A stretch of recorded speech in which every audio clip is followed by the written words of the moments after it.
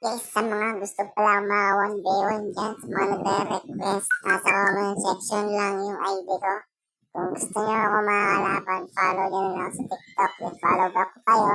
Yan kayo na bahala kung anong gusto nyo laro. RG, Classic, o 1v1 pa yan, 2v1, sige okay lang. Basta kayo, mga followers ko, okay lang. Marami na nakakalaban ng mga tulad dyan, 1v1, 1v2, 1v5, ganon. Kaya sa mga gustong mga kalaban, nandun lang sa comment section natin yung ID ko. Yung sa yung sa 1v1 namin ni Camus, ay ni Alpha. Yung 1v1 namin ni Alpha, nandun yung comment section. Nandun sa comment section yung ID ko, guys. Kasi dun sa 1v1 namin na chutucho, wala dun. Dun sa kalaban kay si Alpha, nandun yung ID ko.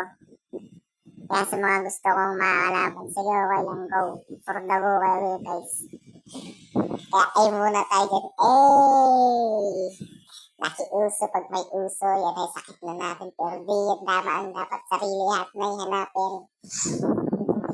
Pinakamali sa lahat ng pagkakamali, hindi mo nabibigyan ba kung anong mali. Nakinapaputek. Maraming sisirang buhay dahil sa kalibugan, nakakawa ng malit nawawala sa katinuan. Lalaki lahat ng babae gustong may puan, alam nyo na, mali po yan. Mag-aaral na madalas pa sa inuman, kaysa paaral na kapintuan, o nalang hituan. Mga batang babae, lipad mo sa inyong makripuan, sibugan lahat, nakakalimutan na.